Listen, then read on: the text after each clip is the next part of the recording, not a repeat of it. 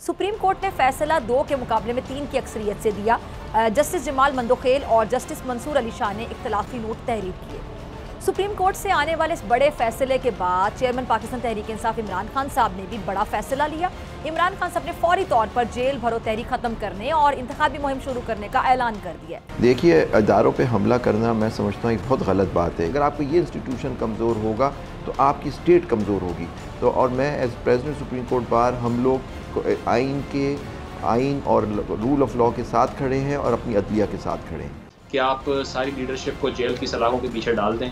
जिस तरह से खान साहब ने भी जेल भरो तहरीक का आगाज़ किया और उसको आप डिले किया, पोस्टपोन किया या ख़त्म किया, तो मैं समझता हूँ उसकी कोई ख़ास ज़रूरत नहीं थी। जहाँ आइन के मामला संजीदा नहीं लिए गए हों, इंतहाई शाइस्ता रवैया अपनाया जाता है आइन के मामले में, लेकिन फिर भी शिकायती पाकिस्तान को और पाकिस्तानी इदारों को रहेगी। अब जिस मामले में आप बोल रही हैं, इस मामले पे देखिए कितनी मजाक हो गई है। सब्सक्राइब करें और बेल दबाएं ताकि कोई खबर रह न जाए।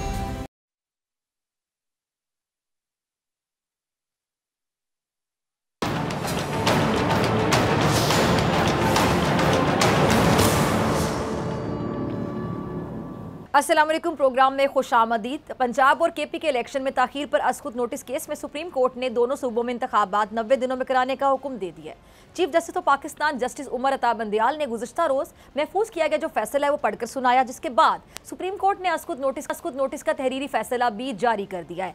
फैसला 13 सफ़ात पर मुश्तमिल है। सुप्रीम कोर्ट ने फैसला 2 के मुकाबले में 3 की अक्सरियत से दिया।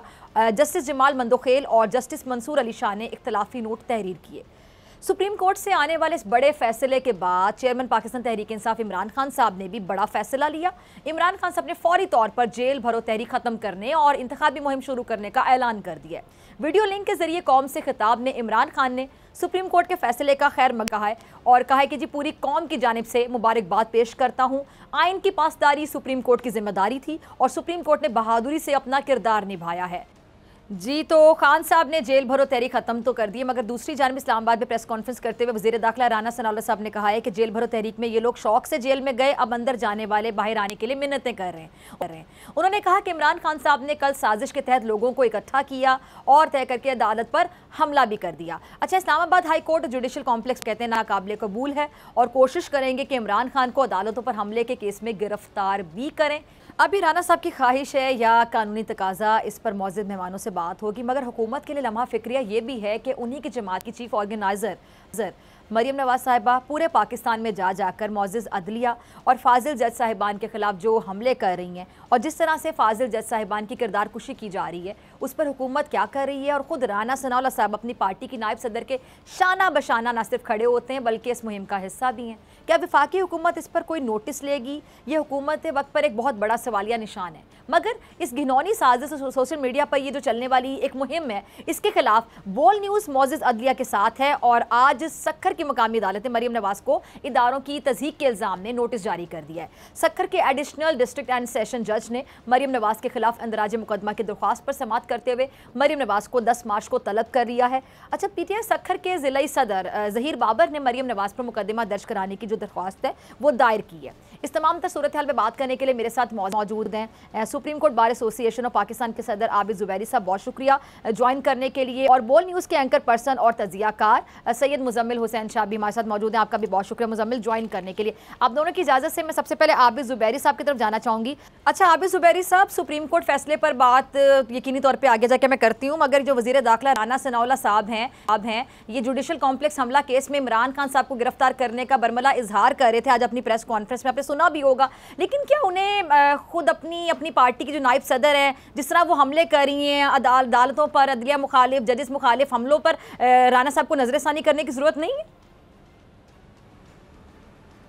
बिस्मिल्लाहिर्रहमानिर्रहीम, बहुत शुक्रिया। देखिए, अदारों पे हमला करना मैं समझता हूँ एक बहुत गलत बात है। ये जो जुडिशरी का जो एक डिपार्टमेंट है, ये जुडिशरी जो है एक सुतून है हमारी मुल्क का, हमारे आइन का, और आपने उस पर अगर हमला कोई भी कर रहा है तो इसका बिल्कुल नोटिस लेना चाहिए। और मैं समझता हूँ कि नोटिस लेना चाहिए और लोगों को इज्तनाब करना चाहिए कि इस तरह अदालत की आप हतक करके, आप इस चीज़ें करके आप अपने ही इंस्टीट्यूशन को, अगर आपका ये इंस्टीट्यूशन कमज़ोर होगा तो आपकी स्टेट कमज़ोर होगी। तो और मैं as president supreme court bar हम लोग आइन के आइन और रूल ऑफ लॉ के साथ खड़े हैं और अपनी अदलिया के साथ खड़े हैं। ठीक है मुजम्मिल, मैं आपकी तरफ आना चाहूँगी। जो नून लीग की जानिब से इमरान खान साहब को लाडला करार दिया जा रहा है, तो बज़ाहिर तो ऐसी कोई फेवर इमरान खान साहब को नहीं मिली है। मुकदमात का भी वो सामना कर रहे हैं, ज़मानतें मुस्तरद भी हो रही हैं, मंजूर भी हो रही हैं, तो क्यों नून लीग ऐसा तासुर कायम कर रही? क्या समझ आती है आपको? देखें, इसमें यही है कि मैं समझता हूँ कि गुज़श्ता दौर के अंदर जो PDM के बहुत से रहनुमा थे, अगर शहबाज शरीफ साहब की बात कर लें, हमजा शहबाज की बात कर लें, शाहिद खान अब्बासी की बात करें, एहसन इकबाल साहब की बात कर लें, तो मैं समझता हूँ कि अगर किसी की 100 पेशी हैं, किसी की 150 हैं, किसी की 200 हैं, तो उनके जहन से शायद वो केसेस जा नहीं रहे, इसलिए वो चाह रहे हैं कि इतना ही ट्रैक इमरान खान साहब को किया जाए। लेकिन इंतकामी सियासत से जो हासिल होता है वो कुछ भी नहीं होता, क्योंकि अगर आप सिर्फ हुकूमत में इंतकाम लेने आते हैं और पिछली जो स्कोर है उसको सेटल करने के लिए आते हैं, तो फिर आपका ध्यान इश्यूज़ को सॉल्व करने की तरफ नहीं होता। वो सिर्फ इस पर होता है कि अपोजिशन के कौन से रहनुमा को किसके थ्रू पकड़वाना है और किसको गिरफ्तारी कहाँ डालनी है, FIA को किसके पीछे लगाना है और किसको नैब से उठवाना है।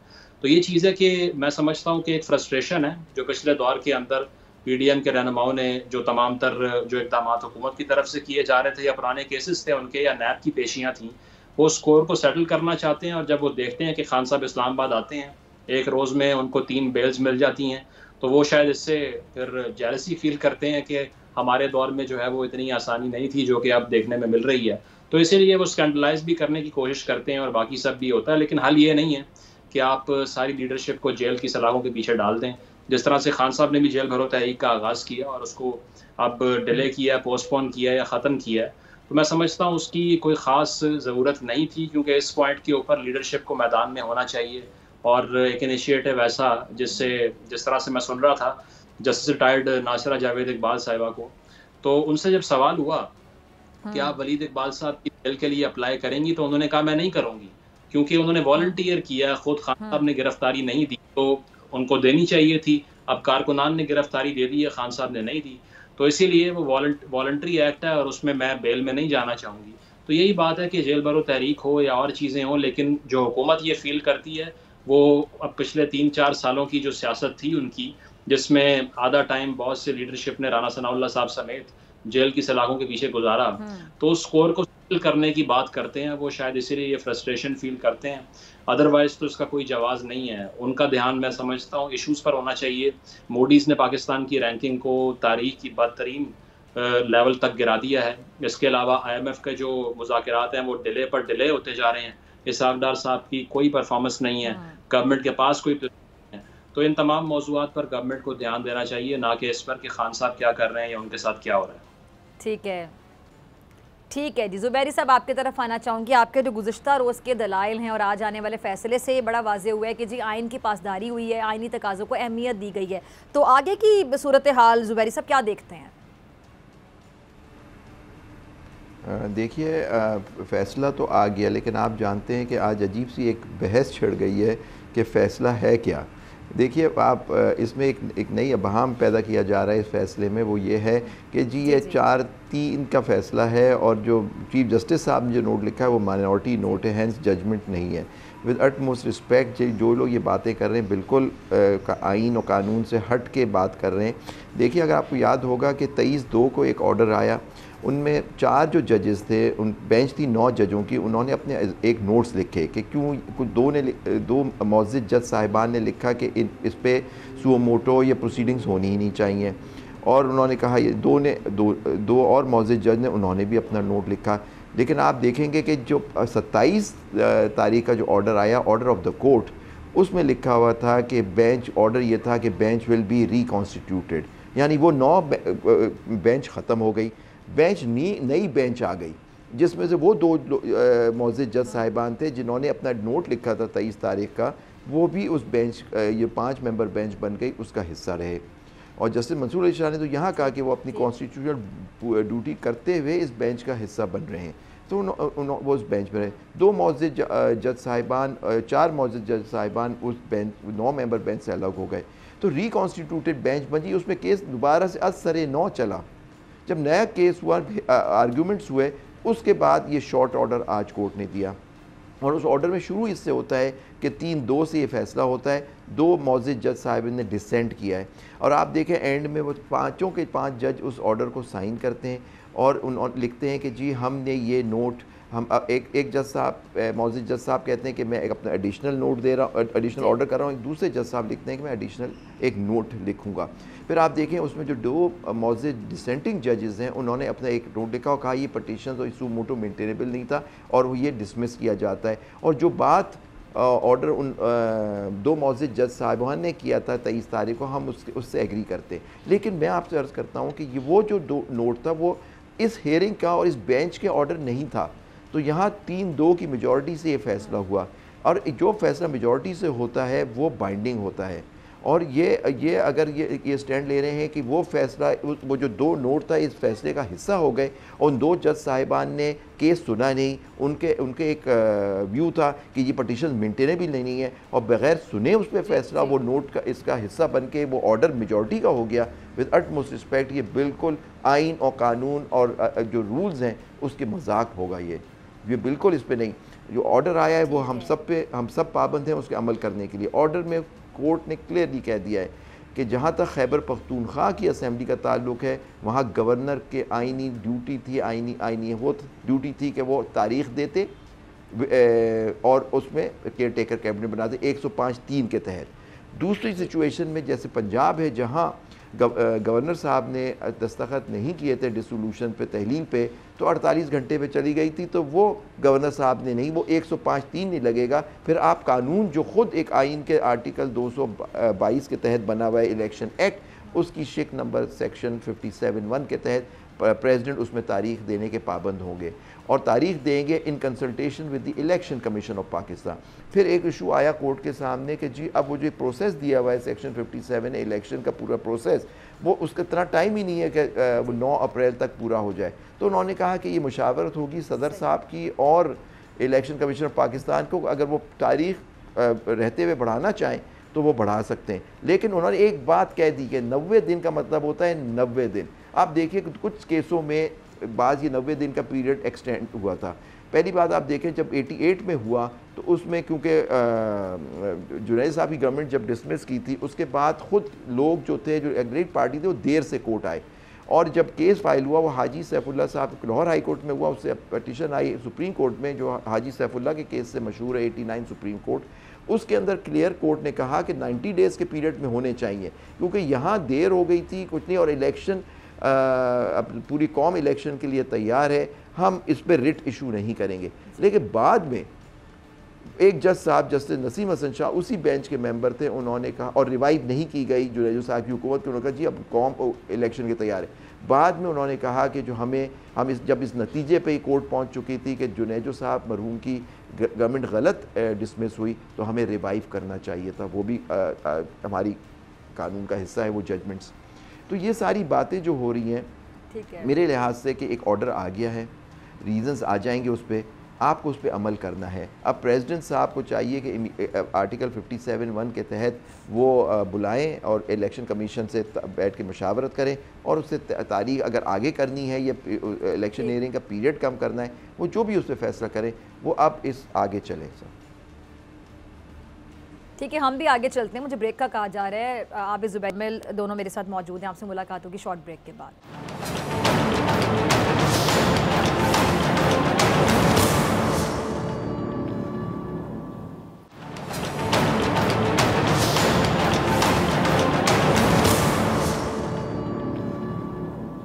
वेलकम बैक नाजरीन। मुजम्मिल, मैं आपकी तरफ आना चाहूँगी। ये जो पंजाब और केपी के इंतखाबात पर अब जो सूरत हाल है वो बड़ी वाजे हो चुकी, बड़ी क्लियर है। इलेक्शन कमीशन भी मुतहरिक हो चुका है, मगर इस पर जो PTI के तहफ़्फ़ुज़ात हैं वो अभी भी बरकरार है। तो आगे क्या चल के आप देखते हैं कि धांधली वाला जो शोर है वो फिर से सुनाई देगा और सूबों की जो मुंतखब हुकूमतें उनको कौमी असम्बली के इंतखाबात पर असरअंदाज होता भी देख रहे हैं आप? देखें, गवर्नमेंट का तो किसी सूरत प्लान नहीं है इलेक्शन करवाने का। वो हमने कल ही देख लिया था जब चीफ जस्टिस साहब ने टाइम दिया कि अपनी अपनी लीडरशिप से मुशावरत करके आप लोग खुद एक फ़ैसला करें तारीख का, ताकि आपकी राय भी शामिल हो जाए। लेकिन उस पर मुख्तलिफ जवाब आए सबके। कामरान मुर्तज़ा साहब के आर्गूमेंट्स आप देख लीजिए, मंसूर अवान साहब के देख लीजिए, फारूक एश नाइक साहब के देख लीजिए। तीनों PDM से को रिप्रेजेंट कर रहे थे लेकिन तीनों की लाइन ऑफ आर्गूमेंट मुख्तलिफ थी। और पीपल्स पार्टी के जो वकील हैं फारूक एश नाइक साहब, बड़ा डिसअपॉइंटमेंट वाला आर्गूमेंट उन्होंने ये किया कि 90 रोज़ में असल में इलेक्शन की तारीख का तयन होता है, इलेक्शन का तयन नहीं होना था। जिस पर अदलिया के अंदर भी एक हैरानी थी कि ये आप कैसे कह सकते हैं।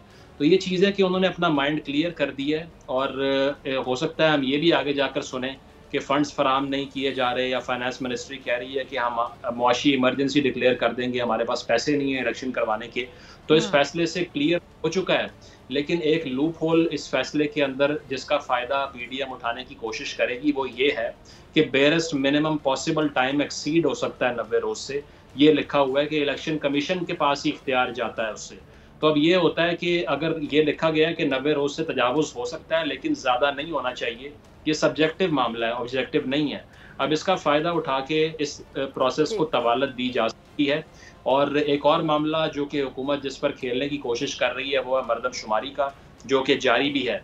तो उसमें वो कह रहे हैं कि 30 अप्रैल को उसका इख्तिताम होगा, उसके बाद हल्का बंदियाँ होंगी, उसके बाद इंतखाबात का प्रोसीजर शुरू होगा। तो ये 2 आखिरी कार्ड हैं इनके पास खेलने के लिए, जो कि अनकॉन्स्टिट्यूशनल हैं, जिसकी कोई जगह नहीं है आइन के अंदर। और अदलिया के इस फैसले के बाद जहाँ ताल्लुक है 4-3 के फैसले की, तो वो भी मैं आबिद भी करता हूँ कि उसका कोई पॉइंट नहीं था।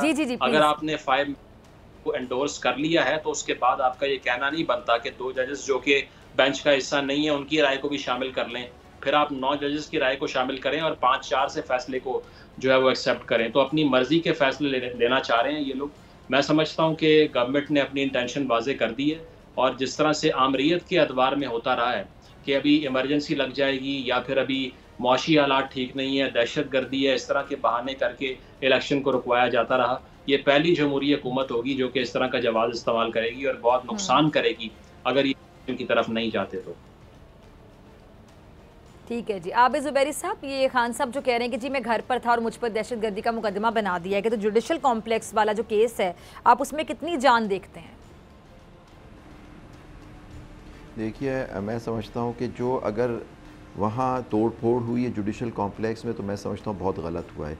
लेकिन किसी को जो वो बैठा ही नहीं है, जो उसका उन्होंने, या तो आप कहें कि जी उन्होंने करवाया है, आपके पास सबूत है, या आपके पास कोई ऐसी इन्फॉर्मेशन है कि जी इन खान साहब ने इस पर हमला कराया, तो फिर तो बात बनती है। लेकिन इस तरह के केसेस बनाना एक आदमी पे जो है नहीं, जो आप फरमानी दहशत गर्दी का बन गया, वो मौजूद भी नहीं थे इस तरह से, तो ये सब चीज़ें, ये जो बातें हो रही हैं बिल्कुल आइन और कानून के ख़िलाफ़ हो रही हैं। ठीक है, आपने बड़ी अच्छी बात की कि पार्लियामेंट में ये कोई बहुत से मसले हल होने चाहिए। तो मुज़म्मिल, ये सवाल लेके मैं आपके पास आ रही हूँ, बल्कि 2 जजेस ने इख्तिलाफी नोट में भी कहा है कि जो ऐसे मामला हैं वो पार्लियामान में हल होने चाहिए। लेकिन अफसोस के साथ कहूँगी कि पार्लियामान जो है, अब आप देख लें कि वहाँ पे मसले कौन से हल हो सकते हैं। बहुत से मामला पे एक पेज पर आना बनता है, लेकिन यहाँ पे तो एक दूसरे पर तनकीद का सिलसिला नहीं ख़त्म होता, और ईंट का जवाब पत्थर से देने के लिए दूसरा बंदा तैयार रहता है। तो ऐसे मामला फिर वाकई पार्लियामेंट में हल कैसे होंगे? हर मामले को लेकर क्या अदालतों की तरफ ही जाया जाएगा? आगे जाके भी आपको ये चीजें नजर आती हैं? देखें, सबसे ज़्यादा अनफॉर्चुनेट चीज़ ये है कि तमाम सियासी मामलात को, जिस तरह से आपने भी कहा, वो कोर्ट में ट्रैक कर लेते हैं। और अदलिया ने भी मौका यही दिया कि आप लोग अब भी अपनी लीडरशिप से ओपिनियन ले लें और फैसला कर लें, लेकिन उसके बाद भी जवाब ये आया कि ये हमारा इख्तियार नहीं है असल में। तो हर चीज़ को, पोलिटिसाइज्ड चीज़ को ये जुडिशरी के पास ले जाते हैं। अब जहाँ तक ये बेंच फिक्सिंग का इल्ज़ाम लगाते हैं कि बेंच जिस तरह से बन रहे हैं ये गलत है, तो भाईजान आपके पास पार्लियामेंट का फ्लोर मौजूद है, आप वहाँ पर जाइए। चीफ जस्टिस साहब का जो इख्तियार है बेंच फॉर्मेशन का, जो आपको अच्छा नहीं लग रहा इस टाइम के ऊपर, आप कानून में तरमीम करें और फ़ायदा उठाएं लेजिस्लेशन का। आप तो हैं ही लेजिस्लेटर, कानून साजी के लिए आप आते हैं, लेकिन वो करते नहीं हैं। पिछले दौर के अंदर भी 40 ऑर्डिनेंस पास कर दिए आरिफ अलवी साहब ने, पार्लियामेंट को सुपरसीड कर दिया। इस दौर के अंदर भी ये है कि पार्लियामेंट में सिर्फ सियासी तकारीर होती हैं, वहाँ किसी बिल के ऊपर डिबेट नहीं होती, या नैब ऑर्डिनेंस पास हो जाता है जिसमें ये बात सामने आती है कि 50 करोड़ से कम की करप्शन ही नहीं होती। तो ये इस तरह के कवानीन तो पास करवा लेते हैं रातों रात वहाँ से, और बिल जो है वो बुलडोज करने भी इनको आते हैं। लेकिन पाकिस्तान में कोई पार्टी भी, लेजिस्लेटिव पार्टी अब नहीं बची, वो सिर्फ और सिर्फ सियासी तकारीर करवा लीजिए उनसे। ठीक है जी। आबिद साहब, आपकी तरफ आ रही हूँ। ये जो मरियम साहिबा तराजू, बराबरी, इस तरह की बातें कर रही हैं, और इमरान खान साहब की गिरफ्तारी की भी ये हुकूमत जो है पहले दिन से ख्वाहिशमंद है, और बहुत से केसेस भी ऐसे और ख्वाहिशमंद है कि किसी तरह गिरफ्तार कर लिया जाए। तो एक जो तासुर दिया जा रहा है कि जी नवाज शरीफ साहब, इमरान खान साहब, ये जो कंपैरिजन, तराजू की बात, बराबरी की बात, फिर इस तरह के मुतालेबात के, सिजेरियन माफिया, गॉड फादर के जो अलकाबात हैं वो वापस लिए जाएँ, तो वैसे वाकई वापसी मुमकिन है ऐसे अलकाबात की? और मरियम साहिबा के इन मुतालेबात को आप कैसे देखते हैं कानूनी पहलू की, अगर मैं बात करूं? देखिए, मैं जानना चाहूँ। जी मैं कानून में आता हूँ, लेकिन ज़रा मुजम्मिल साहब की जो बात की ज़रा मैं उसको वजाहत कर दूँ कि ये जो बात इन्होंने की थोड़ी सही नहीं है। देखिए हमारे सिस्टम में एक ट्राइकॉटमी ऑफ पावर है। हमारे मेन 3 इंस्टीट्यूशंस हैं, parliament, the judiciary and the executive. इसके अंदर सबकी पावर्स आइन डिफाइन करता है, और कोर्ट के पास जो पावर होती है उसको कहते हैं जुडिशल पावर। जो अभी आपने फरमाया कि आइन कानून बना के चीफ जस्टिस साहब की पावर को आप चेंज कर दें, का वो नहीं कर सकते। You can not take away the power of the chief justice और द जजेस ऑफ द कोर्ट। ये बिल्कुल उनकी जो आइनी वो जो उनकी अख्तियारात हैं उसके अंदर ये होगा। तो प्लीज़ ये चीज़ नहीं हो सकती और नामुमकिन है। इसी तरह पार्लियामेंट के अख्तियारात को ख़त्म कोई नहीं कर सकता क्योंकि पार्लियामेंट सॉवरेन है। लेकिन देखिए जो बात आती है कि कानून साजी होती है पार्लियामेंट में, लेकिन उसकी इंटरप्रिटेशन जो होती है वो आइन ही अख्तियार देता है अदालत को कि कॉन्स्टिट्यूशनल कोर्ट्स हैं कि वो आइन की तशरीह करे। वो तशरीह का इख्तियार होता है कि आइन कहता क्या, उसका मतलब क्या है, वो कोर्ट के पास ही पावर होती है। बेंच कॉन्स्टिट्यूशन ये करना ये चीफ जस्टिस की पावर होती है। जो भी आता है उनकी पावर होती है। उसमें अगर आप चीफ जस्टिस को कमज़ोर करके आप कोर्ट को कमज़ोर करेंगे, मेरा व्यू ये है। हाँ, आपके अंदर डिफरेंसेस होते हैं या आपके कोई इख्तिलाफात होते हैं, वो मैं समझता हूँ कि हर इंस्टीट्यूशन में होते हैं, उनको बैठ के उसको तय कर लेना चाहिए। ये तो हो गई बात जो मुजम्मिल साहब ने फरमाया, तो मैं उस पर चाह रहा था कि ये बात आपके नाज़रीन को बता दूँ कि judicial power can not be taken away from the court, and the court itself is the chief justice and the जजेस of the honourable supreme court. तो देखिए अब जो बात आपने कही कि वो ये जो फैसले आ जाते हैं उसमें से वर्ड्स हज़फ तो नहीं होते, उनमें आप रिव्यू डालेंगे जी, उसको आप एक्सपंज कर दें उनको, तो उसी तरह हो सकता है। लेकिन देखिए आपके हक़ में जो फैसला आता है तो सब ठीक होता है। यही इसमें ज़्यादातर जजेस जिन पे ऑब्जेक्शन किया गया, जब उन मोअज़्ज़िज़ जजों ने बैठ के वो जो नो कॉन्फिडेंस पे जजमेंट दी, तो इन लोगों ने बड़ी तारीफ़ की। जो जिनको उनसे फ़ायदा हुआ, वो एक हुकूमत चली गई, उसके नतीजे में दूसरी हुकूमत आ गई। लेकिन अब जब फैसला उनके इंटरप्रिटेशन में ख़िलाफ़ आता है तो आप कहते हैं कि जी एक जुडिशरी सही काम नहीं कर रही है, जुडिशरी सही इंसाफ नहीं कर रही। मैं समझता हूँ ये चीज़ और वो भी सीनियर पॉलिटिशियन से और जो लोग मैटर करते हैं हमारी सियासत में, उनसे ये बातें करना अच्छी बात नहीं होगी। आप अदालत को अगर कमज़ोर करेंगे तो कल आपको भी इसी अदालत की ज़रूरत पड़ सकती है, जहां आपको अगर आपके साथ कोई जुल्म या ज़्यादती हो तो आपको भी जाना पड़ेगा। अगर ये कमज़ोर होगी अदालत तो बताइए इंसाफ हमें और आपको कहाँ से मिलेगा। हमें इस इदारे को मजबूत करना है। हर इदारे के अंदर इश्यूज़ होते हैं, लेकिन उसका ये मतलब नहीं होता कि आप उस पर इस तरह से हमले करें पब्लिक में। ठीक है जी, दोनों मेहमानों का बहुत शुक्रिया। नाज़रीन, आपसे मुलाकात ब्रेक के बाद मेरे साथ मौजूद होंगे मौला बख्श चांडियो साहब।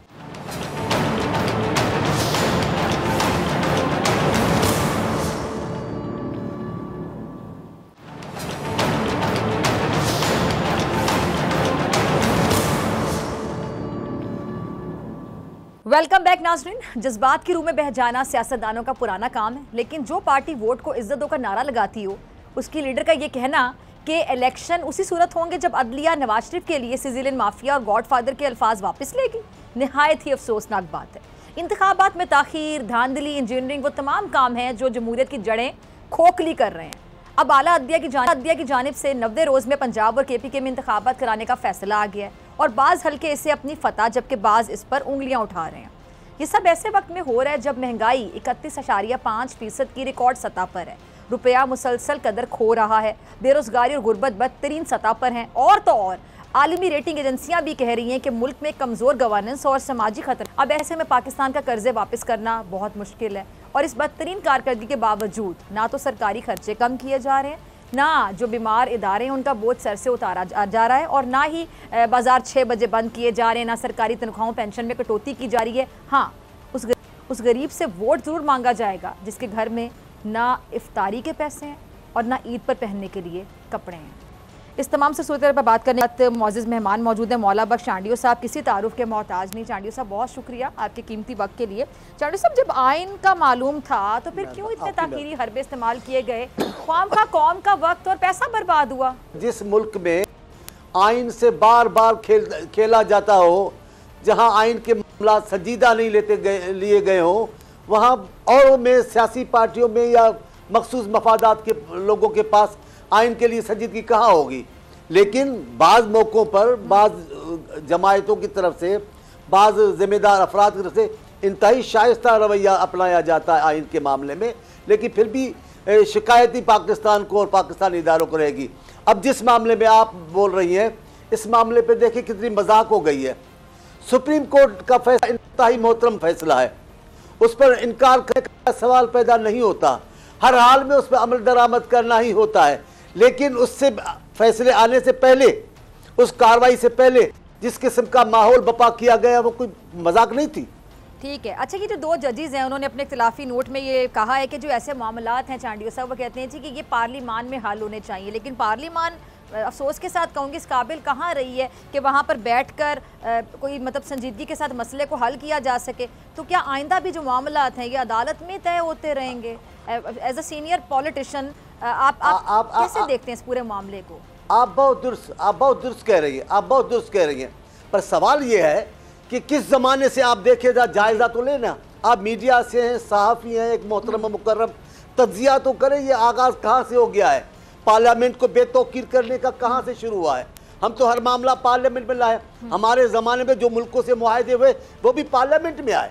गिलानी साहब वज़ीर आज़म थे, हमने वहाँ तौसीक़ की उन मुआहदों की जो दूसरे मुल्कों से की गई।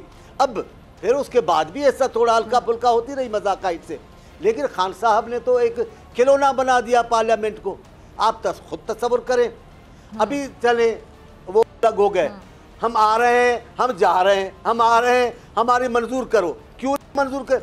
एक डेलीगेशन में आए स्पीकर साहब से कि हमारे मंजूर क्यों नहीं किए जा रहे, ये गैर आईनी बात है। अब जब मंजूर हो गए तो फिर आए, तमाम मौजूद लोग आ गए, मोतबर सब जमा हो गए, जनाब आपने तो ज्यादती की है।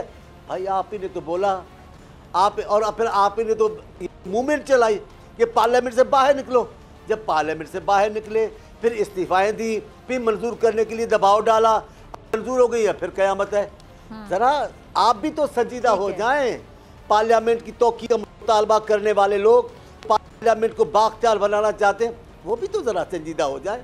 बचकाना खेल खेल रहे हैं ना। अच्छा, एक लानत दे रहे हैं पार्लियामेंट को, दूसरे मरहले में कह रहे थे जो पार्लियामेंट से निकले उनको पकड़ लो, मारो पकड़ो।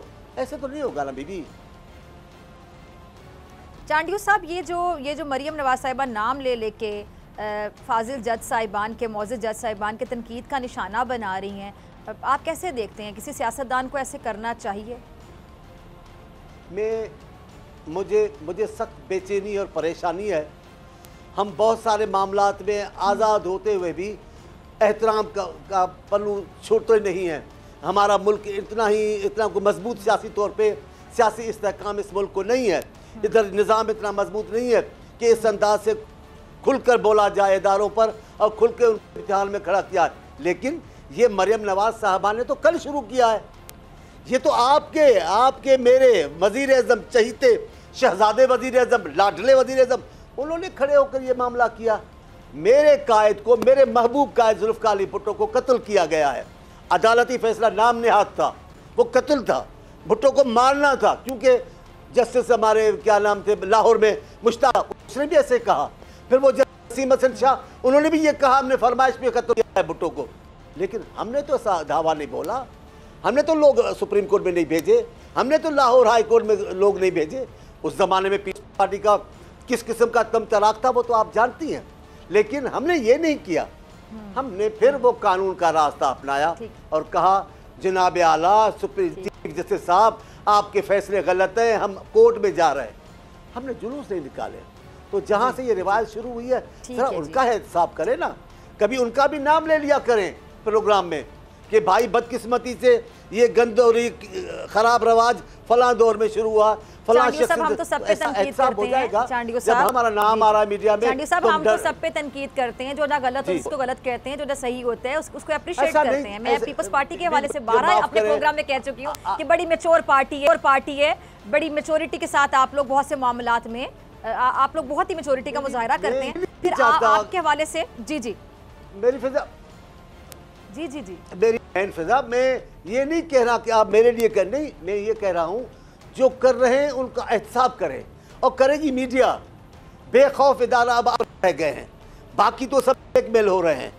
अच्छा चांडियो साहब, ये जो महंगाई ख़त्म करनी थी, पीडीएम इत्तेहाद बना, खैर आप लोग उनके वैसे तो इत्तेहादी हैं ना, तो आप मुझे बताइएगा, अभी वज़ीर ख़जाना साहब, इनसे बड़ी एक्सपेक्टेशंस थी कि आएंगे, कोई जादू की छड़ी घुमाएंगे, महंगाई का जो जिन है बोतल में बंद कर देंगे, लेकिन महंगाई तो बढ़ती चली जा रही है। बल्कि एक खुशखबरी ये सुना दी गई है बेचारी अवाम को कि महंगाई अभी आई नहीं, मज़ीद आने वाली है महंगाई।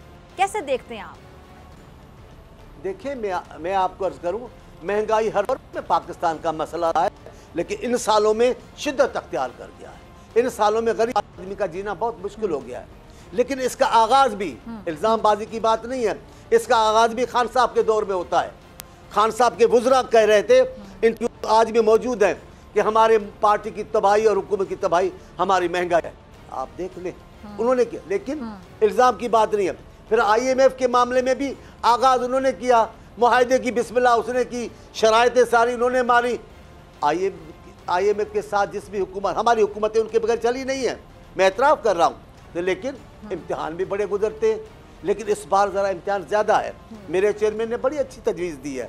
वो उन्होंने कहा है कि जो महंगाई का असरात है, जो लोगों के पास कमी है पैसों, वो हम अपने तौर से गरीब लोगों को दें, अमीर को टैक्स वसूल करें, टैक्स को बढ़ाएं, लेकिन उनसे जो दे सकते हैं। गरीबों को मारे मारे फिरेंगे, गरीब कहाँ जाएंगे? तंग आमद बजंग आमद, फिर लोग आ जाएंगे, फिर किसी से रुकेंगे नहीं, ये नहीं रुकेंगे। और ये जो भौचाल आया हुआ है पाकिस्तान की सियासत में, वो इसीलिए है, वो चाहते ही है। मैं खुद गरीब आदमी हूँ, आप मालूमात लें, मैं वडेरा भी नहीं हूँ, सरदार जाएगा वाकई। वो जो इलेक्टेड नुमाइंदे होते हैं, असेंबली में बैठे होते हैं, उन्हीं पे निसार करे बैठे होते हैं ना कि हमारे लिए कुछ करेंगे। जी जी। अब दूसरी बात, जो पढ़ा लिखा तबका है, ये जो नौजवान है, आपको पता है बहुत से लोग हमारे यहाँ डॉक्टर्स, इंजीनियर्स, वो पाकिस्तान से बाहर जा रहे हैं। क्यों जा रहे हैं पाकिस्तान से बाहर? पाकिस्तान का सरमाया है, वो पाकिस्तान का एसेट बन सकते हैं, तो तकलीफ नहीं होती कि वो पाकिस्तान छोड़कर जा रहे हैं? जहाँ देखे बीबी, इतना पढ़ लिख कर गरीब माँ बाप के भी औलाद हैं, कुछ दरमियाने तबके के लोग हैं, बड़े लोग तो बहुत कम हैं। लेकिन जब वो देखेंगे कि पढ़ लिख भी लिया, फिर भी मुसीबतों से जान नहीं छूट रही, फिर भी उनके इल्म की कदर नहीं हो रही, उनकी सहायतों की बेकदरी हो रही है, तो आप देखें, माँ बाप का घर बहुत प्यारा होता है, उसको छोड़ते हुए रोना आ जाता है। लेकिन जब ज़िंदगी तंग होने लगती है उस घर में, तो उस घर से भी बड़ी खुशी के आदमी चला जाता है। वतन भी ऐसा ही है, वतन माँ बाप का दिया हुआ घर है, हम कभी भी पसंद नहीं करेंगे वतन को छोड़ने का। लेकिन बाज़ लोग ऐसे हैं जिनकी ज़िंदगी तंग हो गई, जिनका घर आसेब ज़दा हो गया, तो वो क्या करेंगे? मौलवी लाएंगे, पढ़ाएंगे, तलावतें करवाएंगे, लेकिन आसेब नहीं छोड़ेगा तो बेचारे चले जाएंगे ना। इसलिए मुल्क जा रहे हैं, उनको सुकून से नहीं जा रहे, वो खुशी से नहीं जा रहे, उनके दिल में देखे वो रोते हुए जा रहे हैं। तो फिर किसकी नाकामी है ये चांडियो साहब? ये हमारे यहाँ निज़ाम को इस्तेहकाम न होना, पॉलिसियों में तसलसल न होना, और एहतसाब का दर्जा बाकायदा महकमा नहीं होना। एहतसाब इस मुल्क में होता नहीं है, होता है तो गरीब का, आदमी मिस्किन का होता है। बड़े आदमी जो ताकतवर हैं, जो बहरान के जिम्मेदार हैं, जो महंगाई के जिम्मेदार हैं, सियासी इस्तेहकाम करेगा, छोड़े ना, छोड़े। किस हुकूमत को, किस जमहूरियत को इन्होंने इस्तेहकाम दिया है, आप मुझे बताएं कौन कौन है? मैं इसकी बात नहीं कर रहा हूँ। अच्छा, फिर पॉलिटिकल स्टेबिलिटी, चांडियो साहब बड़ी अच्छी बातें कर रहे हैं, पॉलिटिकल स्टेबिलिटी है वो तब तक नहीं देखें चांडियो साहब, पॉलिटिकल स्टेबिलिटी जब तक नहीं आएगी, इकोनॉमिक स्टेबिलिटी नहीं आ सकती है। और ये बात सब सियासतदानों को भी पता है। तो फिर जो आम इंतखाबात हैं उसका माहौल बनता हुआ क्यों नहीं दिखाई देता? तो ये जो आम इंतखाबात अगर हो जाए, साथ ही हो जाए, ताकि कौम का वक्त, पैसा, सब कुछ ज़ाया ना हो सके, बचाया जा सके, इस पर हमारे सियासतदान पेज पे क्यों नहीं आ जाते? अच्छी ख्वाहिश है आपकी, मैं अच्छी ख्वाहिशों में दुआ मांगता हूँ। अल्लाह ताला हमारे मुल्क के लोगों के जो पुरखुलूस लोग हैं और पाकिस्तान और पाकिस्तानियों के लिए अच्छी दुआएं मांग रहे हैं, मंसूबे रख रहे हैं, उनको कामयाबी अता फरमा। लेकिन हालात क्या है? आप एक दुआ मांग रही हैं, एक आपकी दुआ का बिगाड़ पैदा करने वाले हैं 1000 जो बाख्तियार हैं, जो ताकतवर हैं, जिनके हाथ में चीज़ें हैं, मसाइल का हल है, वो नहीं कर रहे। उनको परेशानी नहीं है, उनको परेशानी है डॉलर गिर गया है, डॉलर चढ़ गया है। यहाँ आदमी को खाना मुश्किल है, चाय पीना मुश्किल है, चूल्हा जलाना मुश्किल है। तो ये ठीक है बिलावल साहब की बात, हमें बड़ों से टैक्स लेकर गरीबों को फारिग करना चाहिए, बोझ उनका हल करना चाहिए। लेकिन कहते कि ठीक ये है टैक्स वसूल करना भी गरीबों से, फिर तो गरीब मारा जाएगा। हम उसकी हिमायत तो नहीं कर सकते। ठीक है जी चांडिया साहब, बहुत शुक्रिया आपके वक्त के लिए। जी इजाज़त, आपसे मुलाकात होगी इंशाल्लाह कल सेम टाइम सेम चैनल। अगर ज़िंदगी ने वफ़ा की, दुआओं में याद रखिएगा, अपना बहुत ख्याल रखिएगा। अल्लाह निगहबान।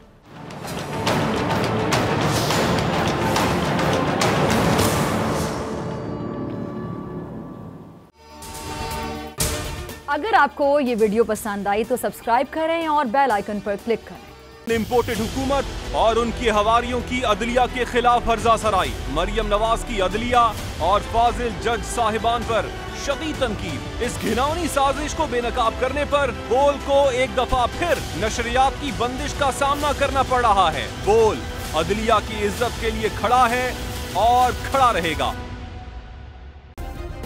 सब्सक्राइब करें और बेल दबाएं ताकि कोई खबर रह न जाए।